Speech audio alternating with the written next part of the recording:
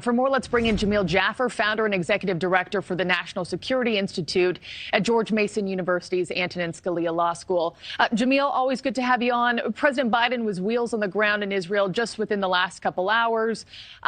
This visit is really a test of his leadership, and there's a lot on the line politically, diplomatically, his own security. Just for starters, your thoughts on his being there. Is it advantageous or is it too risky? Well, Marky, obviously an important moment for the president to be seen as being present in the region, being active in the region. Secretary Blinken has been there all week, working in diplomatic channels, trying to see how the situation might move forward. But President Biden being there, I think, sends an important message. We've already sent important messages by delivering weaponry to Israel directly, by bringing 2 aircraft carriers to the Mediterranean. So the president being on the ground, embracing Prime Minister Netanyahu and President Isaac Herzog, important elements of the U.S. getting engaged in the region and supporting our ally Israel. I was also curious what you thought of their comments this morning. I mean, right after he landed, he and Netanyahu took to the stage. They both addressed the world on what's going on.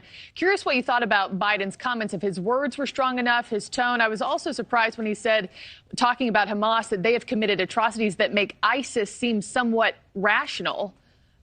Your thoughts and your response to the president's verbiage this morning? Well, look, I think the president obviously is leaning forward on this issue, as he should. I mean, you think about, Marky, what happened here with 1,400 Israelis dead in a single day. It's the most people lost to the Jewish community in a single day since the Holocaust. We're talking about the equivalent of roughly 12 to 13 9/11 attacks on the U.S. on a population-adjusted basis. So we're talking a massive terrorist attack for the state of Israel, and continuing ongoing violence with the rockets coming over from Gaza and a potential second front with Hezbollah in the north. So the president's doing the right thing by being there and by expressing his support and describing the atrocities conducted by Hamas as exactly what they are. Now, that being said, the real question mark is the president going to be able to stand by his words? Will we continue to do what we need to do to support our ally, particularly as things get tough and we see things happening like this hospital situation? Yeah, actions certainly speak louder than words, and tensions aren't dampening right now. Jamil, as you know, there have also been some major agenda changes while President Biden is there.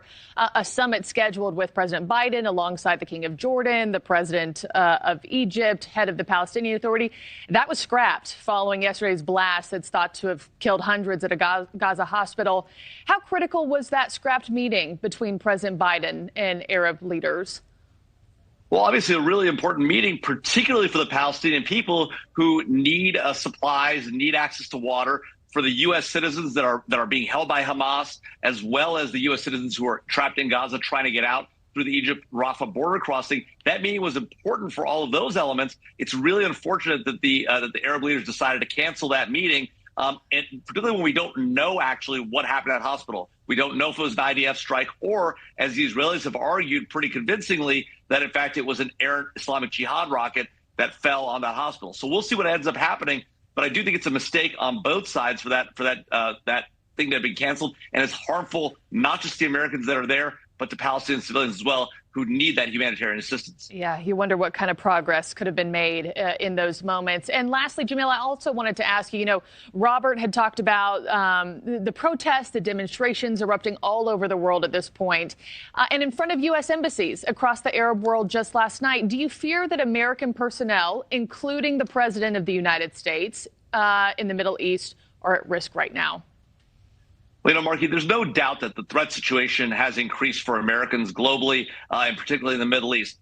That being said, anybody who thinks it's a good idea to go after Americans should think twice. The president's been very clear that any nation state or non-state actor who tries to come after Americans will face a severe penalty, and hopefully they take him at his word. Now, the challenge, of course, is, we've set red lines before, we haven't enforced them, and so people have questions about our defense of our allies and are willing to just defend ourselves. But I think people should understand that America will not stand for attacks on Americans, and so that's a part of it that I think is important for our adversaries to consider. Yeah, a lot at stake here. We'll also see what kind of work can be done on getting those hostages back to safety while President Biden is there, boots on the ground. Jamil Jaffer, thanks as always. See you soon.